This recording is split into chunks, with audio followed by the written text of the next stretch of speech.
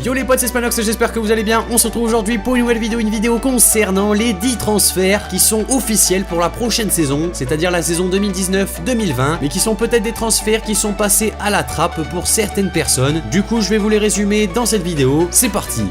On a premièrement Eder Militao, le défenseur brésilien du FC Porto qui signera la saison prochaine au Real Madrid. En effet, je pense qu'il fait partie des joueurs révélation de cette saison, un plutôt beau parcours avec le FC Porto en Ligue des Champions. Il avait été également sélectionné avec l'équipe du Brésil, c'est un très bon défenseur central. Il avait été convoité par pas mal d'équipes. Finalement, c'est sur le Real Madrid que le joueur aura misé tout son avenir puisqu'il signera un contrat longue durée avec l'équipe merengue. Après, quand on voit toutes les rumeurs qu'il y a par rapport au départ de Varane, on se dit que le Real Madrid a peut-être trouvé la solution. On a ensuite Lucas Hernandez qui est parti de l'Atlético Madrid pour rejoindre le Bayern Munich. On parle d'une somme avoisinant les 80 millions d'euros, ce qui est quand même pas mal. Lucas Hernandez, c'est un excellent défenseur. Il avait pu le montrer lors de la Coupe du Monde avec la France. Il a été vraiment exceptionnel. À la base, étant défenseur central, il avait réussi à s'illustrer au poste de latéral gauche. Je pense qu'il réussira facilement à s'imposer dans la défense du Bayern, probablement en tant que défenseur central. On enchaîne ensuite avec Mounas Dabour, attaquant international israélien qui évolue au Red Bull Salzbourg et qui signera cet été au FC Séville pour 13 millions d'euros. Mounas Dabour, il a été pas mal mis en lumière lors des phases de groupe de l'Europa League en mettant pas mal de buts. Après, c'est vrai que en attaque du FC Séville, il y a pas mal de concurrence. On enchaîne ensuite avec Rodrigo, la pépite brésilienne de Santos qui signera au Real Madrid. On parle d'une somme de 45 millions d'euros. Alors c'est vrai qu'ils ont signé l'été dernier Vinicius Junior, un joueur pétri de talent. On verra si Rodrigo lui a également pas mal de talent. C'est vrai qu'il y a pas mal de pépites brésiliennes qui font le grand saut en Europe. Certaines réussissent, d'autres moins. On a ensuite Aaron Ramsey, le joueur gallois d'Arsenal qui lui signera à la Juventus Turin. En effet, il est en fin de contrat cet été. Du coup, il pourra s'engager avec l'équipe qu'il souhaite. On parlait à un moment du Bayern Munich, mais au final, ce sera la Juventus Turin qui aura raflé la mise pour le milieu de terrain gallois. Ça reste quand même une plutôt belle arrivée. Une autre également plutôt belle arrivée, c'est celle de Héctor Herrera à l'Atlético Madrid, joueur en provenance du FC Porto. Il avait été annoncé la saison dernière à l'Olympique Lyonnais. Finalement, il était resté au FC Porto. C'est un joueur qui viendra étoffer l'effectif du Cholo Simeone l'année prochaine chez les Colchoneros, à savoir qu'il arrivera gratuitement, donc c'est une plutôt belle affaire. Héctor Herrera, c'est un joueur avec énormément de rythme au milieu de terrain, il est capable de multiplier toutes ses courses, un joueur qui pourra vraiment devenir essentiel dans l'équipe de Diego Simeone. On a ensuite la pépite du Borussia Dortmund, Christian Pulisic, qui signera à Chelsea cet été pour une somme de 54 millions d'euros, ce qui est quand même pas mal. Franchement, il y a peu de clubs, je pense, qui auraient dépensé cette somme-là pour Pulisic, puisque certes il a du talent, mais pour le moment il n'a pas réussi à le montrer encore totalement. En tout cas, il deviendra le joueur américain le plus cher du monde. Faudra voir si en première ligue il réussit à s'imposer. Je vous parle ensuite de Timo Werner,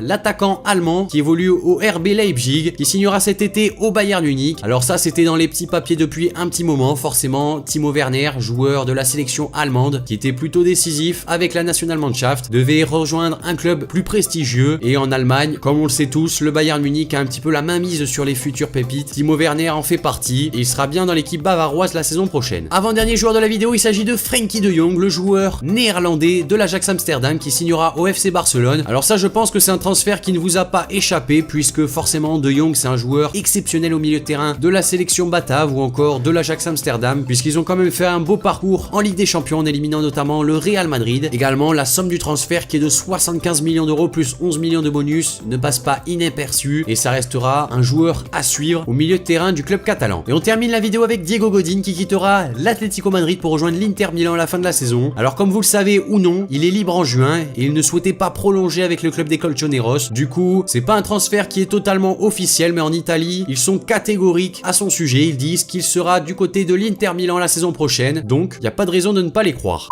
Donc voilà les amis, cette vidéo concernant les 10 transferts officiels que vous ignoriez est maintenant terminée. N'hésitez pas à me dire dans les commentaires ce que vous en avez pensé de cette vidéo. Également, si vous voulez un épisode 2, n'hésitez pas à me le noter dans les commentaires, à lâcher surtout un maximum de likes, ça permettra à la vidéo d'être mieux référencée. Abonnez-vous si c'est pas déjà fait. Moi je vous dis à la prochaine pour une nouvelle vidéo, c'était Spanox. Allez, salut tout le monde.